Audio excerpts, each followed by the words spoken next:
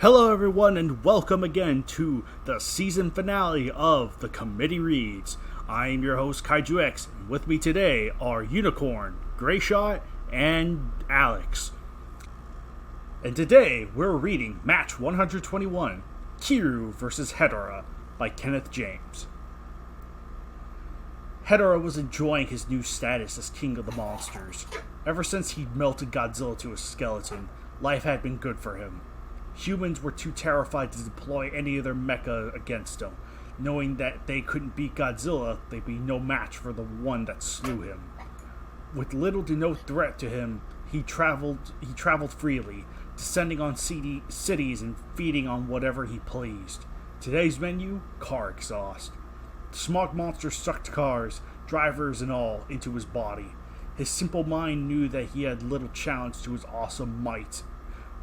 He had little challenge to his awesome might anymore, so he could occupy himself with more important things, like eating. However, the kaiju's thoughts were soon drawn from his meal to the sky by the roar of jet engines. He turned his blob-like frame around to see several massive jets lower mankind's latest creation before him, Kiryu. Hedorah was surprised, not by the similarity it had to the beast he'd slain in appearance, but in how he felt to his senses. It felt like the former king of the monsters. Mankind had understood one simple fact. Godzilla was their protector, and despite past attempts at killing him, without him, they'd realize how much they need him. So they did the only thing they could, build a cybernetic body around his skeleton, making his DNA into a biocomputer driving it. In essence, the common thing, the common sense plan. Yes, the logical approach to things. In essence, Godzilla was reborn as a mechanical savior, Kiryu. And in this battle, they decided to do something they rarely do otherwise. Cut Kiryu loose. They didn't need to direct his actions. The biocomputer knew its new powers, and Godzilla's memory knew he was facing his killer. Surely, he would seek his revenge. Pass. Great shot. My mic was muted. The mecha's eyes lit up. They had been momentarily yellow before, but without the restraining program, they turned red. The tear line down the side glowing the same blood color. Kiryu reared his head back and let a mechanical imitation of Godzilla's roar, driving Hedorah back in shock and surprise, dumbfounded that somehow his old enemy had come back to life. Kiryu, Godzilla's soul begging for retribution and vengeance from within the cybernetic shell, quickly opened his maw, letting loose a swirling stream of thunder from his maser cannons, striking Hedorah in the shoulder and discharging a high-voltage shock. Hedorah screeched in agony as his amorphous form met the one of the few things that had no defense against: electricity. When the beam finally ended, dehydrated and dead flesh fell from Hedorah's body. Startled by his rival's new power, the smog monster quickly regained his composure and let loose his red-eye beams at Kiryu, only for the cyborg to launch high into the air with his rockets and evade them. Hedorah looked up quickly, trying to catch sight of his now airborne opponent, only to receive a flying kick to the face, toppling him to the ground with a surprised gurgling screech.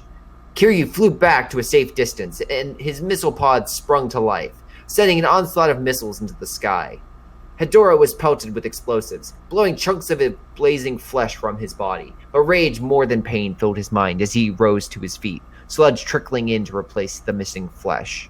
Hedorah rose up and fired a ball of sludge at Kiryu, striking his shoulder, but to his surprise, Kiryu merely marched forwards, swiping it off his metal skin, leaving a discolored spot, but nothing more than that. Godzilla's mind found itself grateful for one fact. He no longer felt pain. It'd make claiming his vengeance all the easier. As Kiryu marched forwards, more blobs of sludge were launched, only to, just as before, be wiped off the metallic defender's skin. Finally getting in range, Kiryu extended a blade from his wrist, electricity crackling around it before plunging it into Hedorah's gut, discharging its energy into the smog monster. Hedorah screamed in agony, his body convulsing with electricity as it surged through his body, drawing out and killing several million of the microorganisms that comprised him. In desperation, Hedorah unleashed his eye-beams into Kiryu's chest, sending him crashing to the ground. He was quickly bombarded by more beams, sending shrapnel flying high into the air and exposing wires. Hedorah realized his position and fell atop of Kiryu, trying to dissolve the mechanical titan with his acidic body. Kiryu struggled, trying to free himself.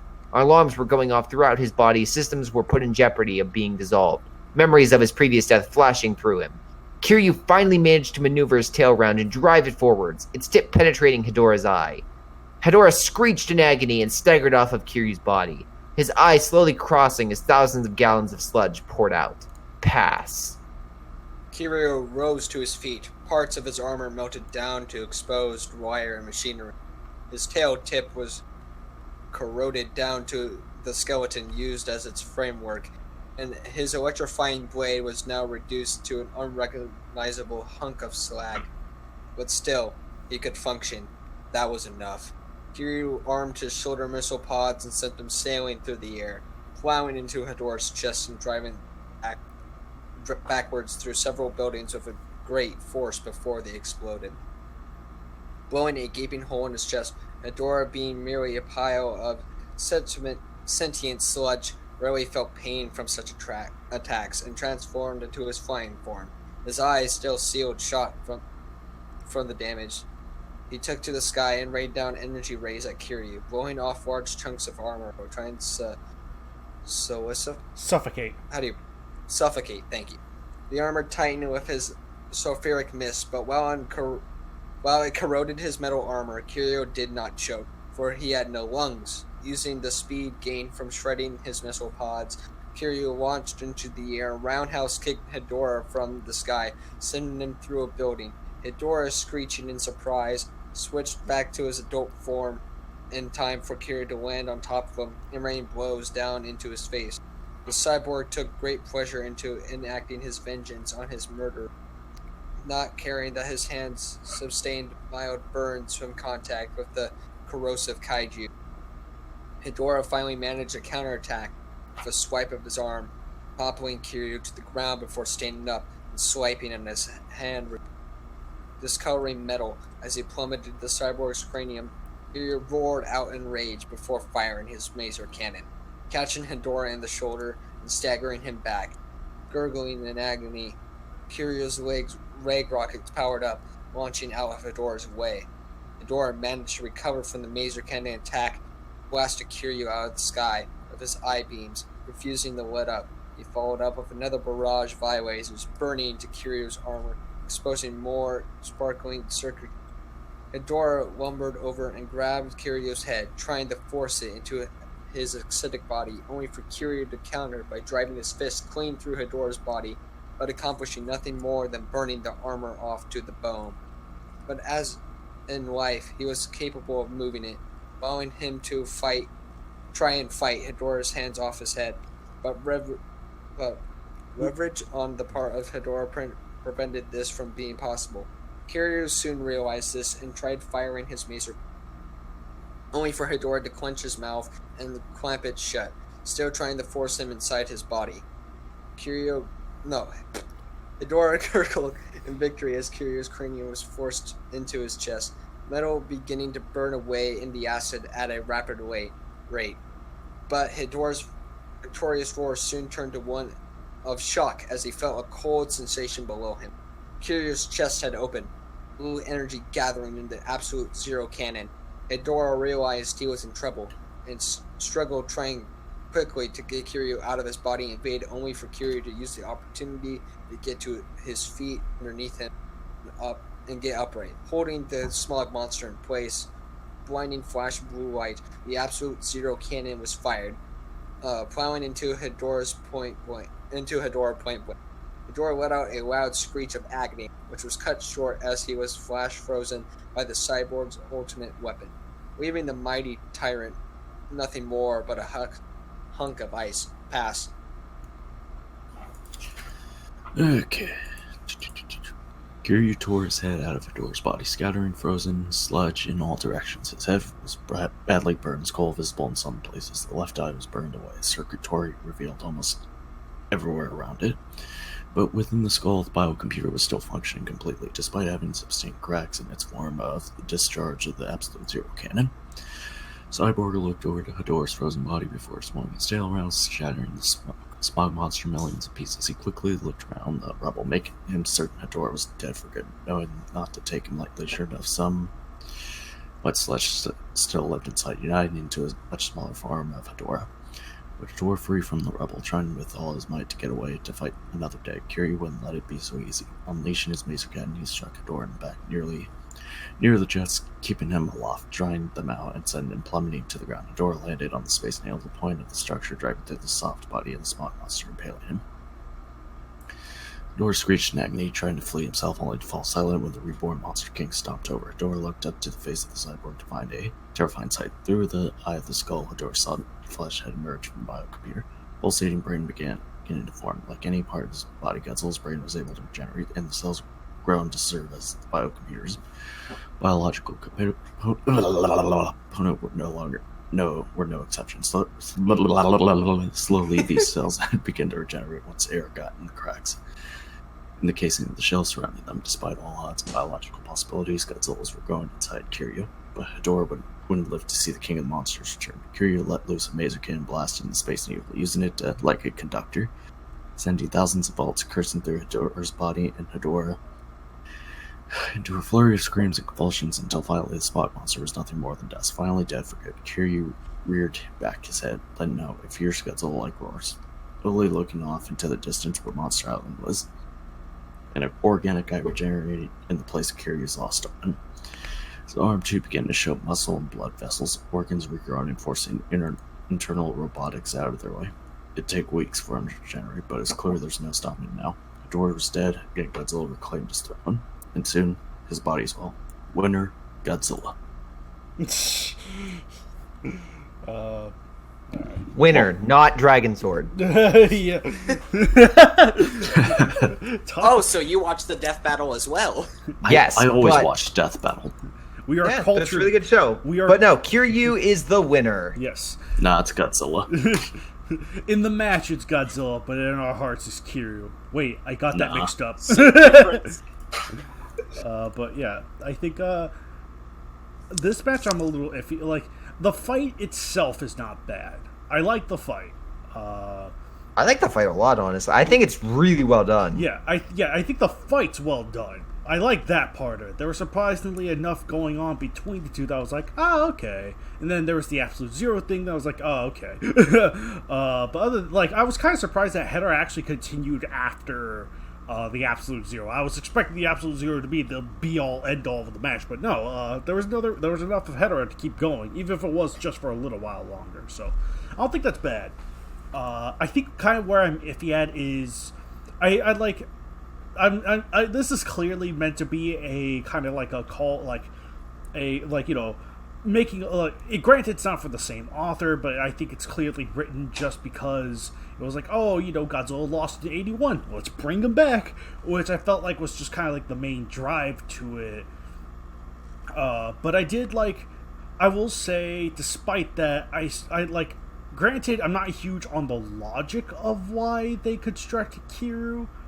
It just seems like there's so many other options while still keeping Godzilla dead, realistically. But, a fight needed to happen with Godzilla's, match 81, Godzilla's bones, yada, yada, yada. But I do like the idea. I like the ideas here. I'm not too huge on their execution.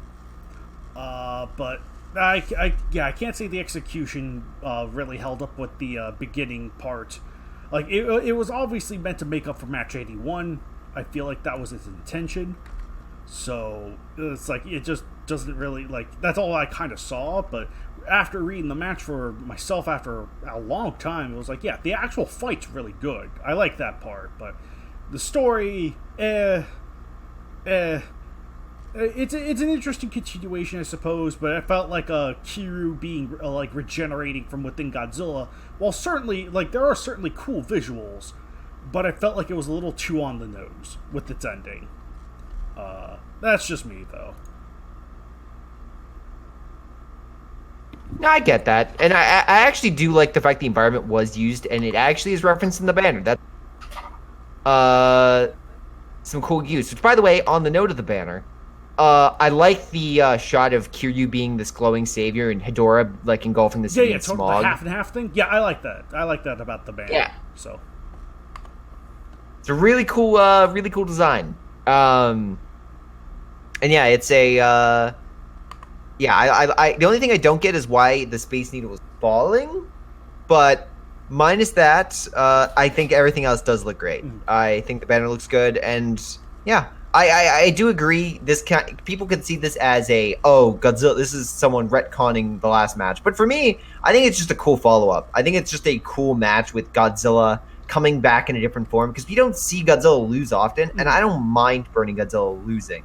That's not I don't mind that, because now we have this match, and I think to have Burning Godzilla lose and to get this match, I think it's a great thing. And while maybe this match isn't great, I think it's really memorable, and it's one of the highlight matches that the KWC has to offer.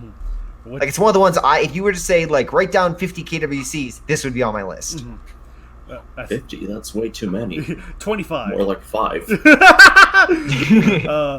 yeah, freaking.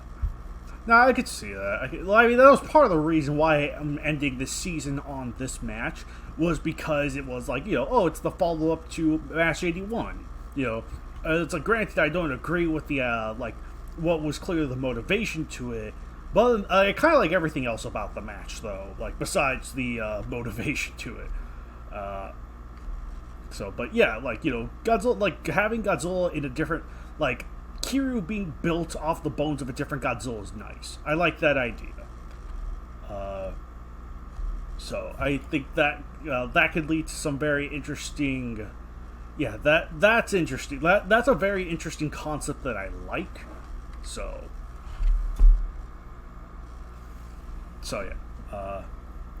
yeah. I'm not totally sure why, because I know back then I used to really like it, but nowadays I feel a little more iffy on it. Even though, like I said, the fight itself is fine. It was surprisingly more balanced than I thought it would be. So, kudos to Kenneth James on that. Yeah, I like the fact that, I think if I recall correctly, Kenneth got the okay to make the sequel. Like, he wanted to do it, or maybe it was the original writer wanted to do it, but Kenneth had an idea and he got the green light. Oh, okay. Huh. Oh. It was something akin to that, where who wrote the original? It was Zakov, right? Zakov, also known as Living Corpse. So yeah, Living Corpse read the original, and Kenneth messaged him being like, "Hey, oh, really? I'd like to do a sequel." Oh, yeah. Okay. Well, in that case, this is the greatest match of all time. All right, but yeah. A really cool part that I liked is when it was talking about Godzilla regenerating Kiryu.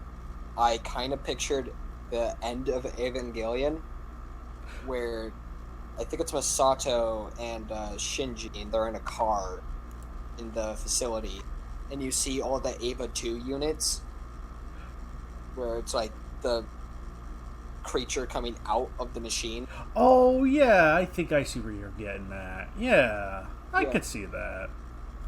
And I thought that was cool. Cool idea.